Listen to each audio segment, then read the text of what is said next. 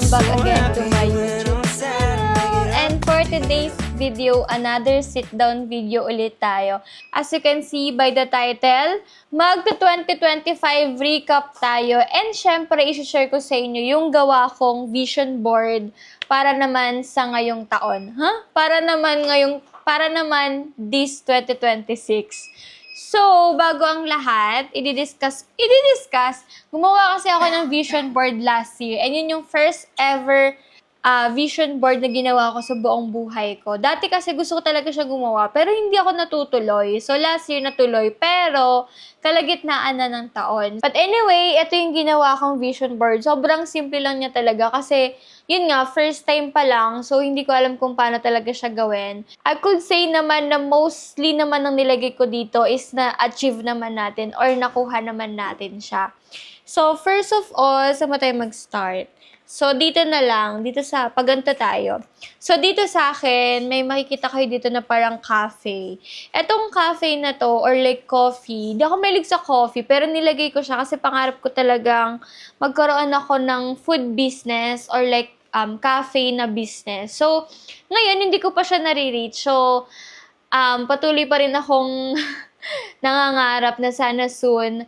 Kahit home-based na coffee shop, yun yung gusto kong simulan talaga. Kasi mahirap mag-start ng business kapag meron ka ng store talaga. Kasi syempre, kasama na rin sa expense mo yung renta ng store. So, ang gusto ko lang talaga is home-based. Hinihintay lang, meron lang talaga kami hinihintay. Pero yun talaga yung gusto ko. Pero aside kasi sa coffee, magsaserve din ako ng mga pastry, which is yun talaga din yung gusto ko talagang matutunan. Pangalawa naman, ito nakuha natin siya is yung laptop. Actually, hindi naman specific na MacBook talaga yung gusto ko noon. Pero gusto ko lang ng bagong laptop. Kasi nga, ito. Ewan ko kung nakikita niyo. Yung laptop ko kasi dito. Nandito pa rin naman siya. Buhay pa rin siya. So, ginagamit ko na lang siya for printing business. So, hindi kasi siya pwedeng ma-overuse. Ganon. Kasi nagbo-blue screen siya. So, ginagamit ko na lang siya kapag kailangan namin ng extra laptop para sa printing business. Thankful naman ako kasi nagawa namin na bumili nga ng laptop and blessed lang talaga na MacBook talaga yung nabili kong brand. And maganda rin kasi na MacBook yung nabili ko kasi naka-iOS na rin kasi ako na phone. So, mas compatible if parehas silang naka-iOS. Ito namang part na to is vlogging. Natutuwa naman ako kasi simula nung sinabi kong magiging consistent na ako mag-upload ng video sa YouTube, especially sa YouTube, is nagagawa ko naman siya until now. Siguro magsi 6 months na akong consistent na nakakapag-upload kahit one video in a week dito sa YouTube. And sana masustain ko pa siya. So aside doon, gusto ko rin talagang ma-enhance yung vlogging skills. Kumbaga, hindi na ako mahihiyang mag-video outside. Pero hindi pa rin ako ganun ngayon. Medyo pinapractice ko pa siya doon. Next naman is eto, may mga fruits and vegetables dito. Kasi gusto ko din talagang ma-practice na ngayon yung, or masama sa meal ko talaga yung fruits and vegetables. And sa ngayon naman, nasasanay na kaming, yun nga, maisama sa grocery namin yung bumili ng fruits kahit na ang mahal-mahal niya. So, i-make sure mo lang na in season yung bibilin mong fruits para medyo lesser yung expense. Napapractice ko naman na every meal meron kaming fruit na kinakain. So, nadadamay ko din yung mga kasama ko dito sa bahay. So, mga vegetables naman, so far, nadadagdagan naman yung mga vegetables na kinakain ko. Talagang hinay-hinay lang kasi hindi yun yung staple food ko. So, hindi ako nasanay na yun yung kinakain ko. And then, ito, nakikita niyo yung car. So, itong car na to, sobrang, hindi naman sa biglaan namin naisipan kumuha ng car. Pero ever since kasi, na nasa labas kami, tapos every time na nahihirapan kami mag-commute, madami kaming dala-dala, or something na ang hirap talagang mag-commute, lagi namin naiisip na sana makabili na nga kami ng sasakyan. And nagulat na lang kami, siguro will na lang din talaga ni Lord na makakuha na kami ng sasakyan. Pero ito kasi nasa picture is yung Jimmy, pero hindi Jimmy yung nabili namin, guys. Kasi ito yung pinakaunang sasakyan na ginusto kasi ni Renz. Ako naman kahit ano naman, sabi ko nga kahit maliit lang muna, kasi hindi pa naman kami big family. Pero siya kasi, nandun na siya sa future na, syempre, mas maganda, mas marami kang maisasakay. Or like, pang family car na talaga yung bibilhin. Dito naman, yung katabi ng coffee, ano siya, parang dietitian. Parang ako, dietitian siya na nagko-consult sa mga patients and clients niya. And happy naman ako kasi kahit papano last year, nasisimulan ko na yung mga dietitian role ko. So, meron ako naging client for nutrition analysis. So, dalawa sila yung naging client ko. And then, yung isa kong client din sa nutrient analysis, nagpa-diet consultations din siya. So, ayan siya. So, if ever interested kayo magpa-nutrient analysis ng mga products nyo, or kailangan nyo ng nutrition facts sa mga products nyo, inquire lang kayo sa aking FB page. Ilalagay ko na lang yung link ko sa description box. And, ganun din, kapag gusto nyong magpa-consult for diet, nutrition consultations, pwede rin kayo doon mag-inquire. So, ayun lang. Nag-plug pa, no? So, dito naman sa baba, yung tabi ng fruits, like parang nagja-jogging or walking. Kasi, last year nasimulan namin siya, pero hindi pa namin ulit natutuloy. And gusto ko sabi ko, by January mag-start ako. Pero, anong date na ngayon? January 19 na ngayon. Isang beses ko pa lang siya nagagawa. Isang beses na 30 minutes na walking dito sa amin treadmill. So, hindi pa ako ganun ka-committed para doon. Pero gusto ko maging committed ako dun sa part na yon. And gusto ko lahat kami dito walking, nagja-jogging. So, next naman is, etong nasa taas niya, is parang aeroplano siya na nasa sky. So, syempre, every year naman gusto natin talaga makapag-travel. Sino ba naman yung ayaw, di ba? Kung merong opportunity, why not? So, every year talaga gusto namin kahit local, makapag-travel kami. So, last year, nag-Cebu kami, so nakapag-travel kami ng local. This year, hindi namin alam o hindi namin caring mag-travel international kasi gusto namin alternate. Pero this year, medyo malabo na makapag-travel kami international. Pero sana, makapagbisita lang kami somewhere, like locally, like kahit sa Baguio lang, kahit hindi kailangan ng eroplano, as long as nakapag-unwind kami or nakapag-travel kami or makapunta kami sa ibang lugar na hindi pa namin napupuntahan. Tapos yung nasa taas nun is yung mga cookies. So kasama niyan nung cafe kasi nga gusto ko pa nag-cafe kami, meron din ako isi-serve na mga pastry. So, yan siya. Ito naman, yung pinakababa is yung camera, which is yung ginagamit ko ngayon. So, hindi ko naman ginol last year na magkaroon ng bagong camera kasi nga halos 2 years pa lang yung packet 2 ko noon. So, nakakatawa kasi, nakakaraos, tsaka nagagamit ko talaga siya every time na nagvo-vlog ako. At nai-enjoy ko kasi kahit na nagta-travel kami, nagbe-beach kami, nagagamit ko siya. Unlike kapag packet 2 kasi, hindi ko siya nagagamit pag nasa beach kami or hindi ako nakakapag-capture ng maayos ng mga videos. Ito naman yung hini-heat press. So, di ba nag-start kami ng printing business, pero nag-start kami sa normal printer lang. So, yung anything na pwedeng i-print ng brother na printer namin, yun lang yung piniprint namin, or yun lang yung meron kaming products na ino-offer. Pero kasi nakalagay dito heat press.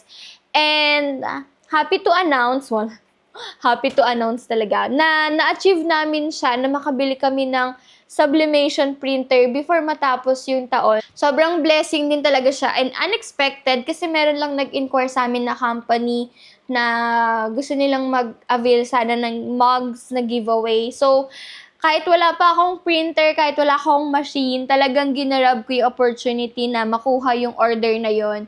Tsaka family friend naman namin yung umorder, kaya ginaw ko na siya. So, yun. Tapos, next naman is ito. Meron ditong house, pero hindi yun yung itsura ng house na binili namin. So, good news din, kasi before mag-end yung taon, na i-process na namin siya ipaprocess na siya sa Pag-ibig loan. So, malapit na siya ma-turn over yung bahay sa amin. I-vlog ko yun for sure kasi gusto namin makapture lahat ng moments nung time na bago pa lang yung bahay. Kasi syempre, once lang yun mangyayari, so hindi pwede natin palagpasin na hindi natin makakapture yung mga bawat araw na mag-aayos kami ng house. So, yun ang aking vision board for last year and super simple lang talaga niya. Last year, hindi ko na siya pinirint out, but this year, na-improve natin yung ating vision board and naka-print out na siya. So, ito na ang aking 2026 vision board. Yung iba dito ay nandun na rin sa last year na vision board natin. So, hindi ko na masyadong papahabain pa. Kasi syempre may mga pangarap tayo na every year, pag hindi natin na-receive or hindi pa natin siya natanggap, papangarapin pa din natin siya for the next year. So, ganun din ako. So, itong part na to is about relationship.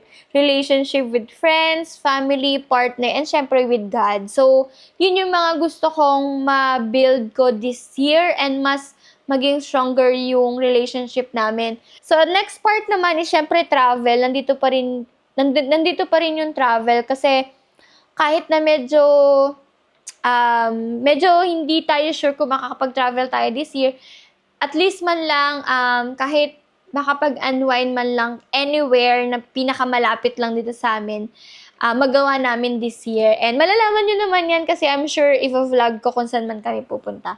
So, dito naman sa baba, nandito pa rin yung house.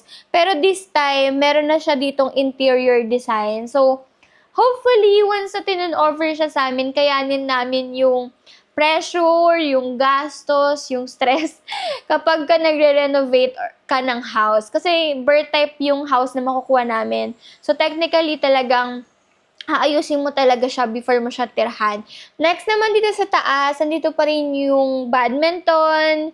And gusto ko mag-add dito ng reading books. So, dati kasi mahilig talaga ako magbasa ng mga books, di ba, na-addict ako sa mga fiction books, sa mga Wattpad, mga novel.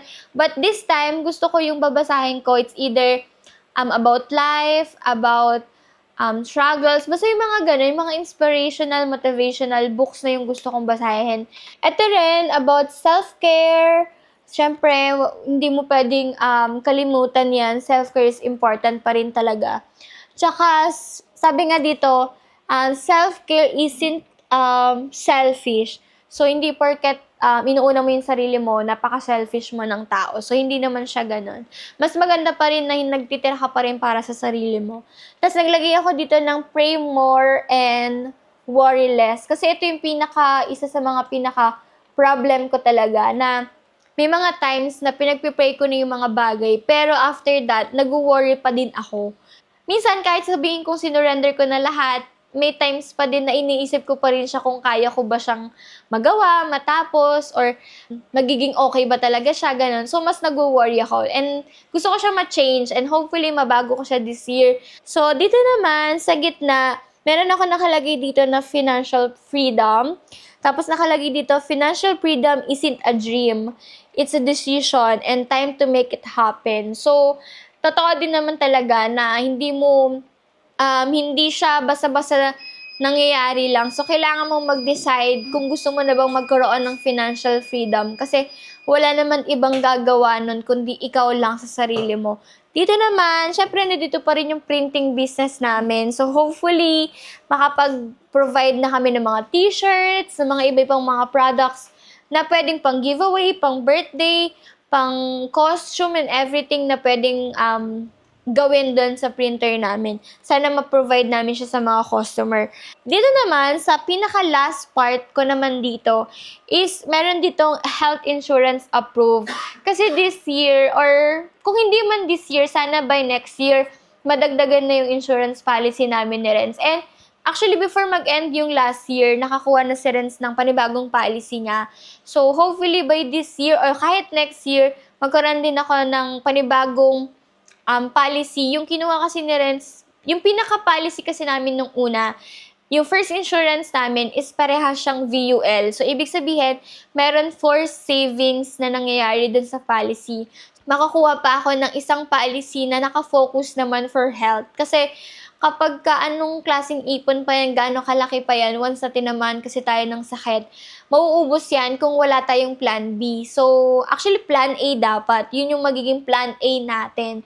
Para yung plan B na gagamitin natin yung mga savings, lahat ng mga naipon, hindi muna natin siya magagalaw kasi meron tayong na-ready na plan A. So, yun yung aking ginogol. And sana kayo din yung mga nanonood, maging priority nyo yung pagkuha ng health insurance, lalo na kung healthy pa kayo at bata pa kayo. Yung kaya nyo pang mag-work para makapag-save at makapag-prepare ng mga insurances para naman sa ating health. So, aside dyan, syempre as financial advisor, gusto ko rin umangat yung career ko dito sa path na pinili ko. Yun, sana mas madami tayong makilalang mga tao na matutulungan natin para magkaroon ng protection and matulungan ko yung buong family niya na magkaroon ng peace of mind, 'di ba? Kasi yun naman yung binabayaran or yung binibili natin sa insurance, yung magkaroon tayo ng peace of mind. Reminder to sa akin kasi minsan may mga times pa din na nagiging chill lang ako kasi walang taong nang pressure sa akin na kailangan gawin mo to, kailangan mag-work ka dito, kailangan ma-achieve mo to yung bagay na to.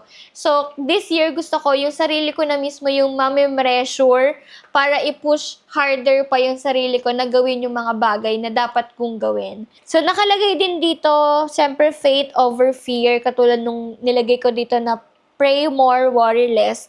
So, yun yung mga motivational lines na kailangan kong everyday nakikita. So, that's it. So, hindi ko pa alam kung ano yung magiging itsura ng next year na vision board ko. Siguro magle-level up tayo, no? Mas malaki na or mas creative na. Kasi hindi talaga ako creative, guys. So, ito lang yung pinakakaya kong gawin. Yung mga nilagay natin dito, hindi man lahat, pero sana lahat, di ba?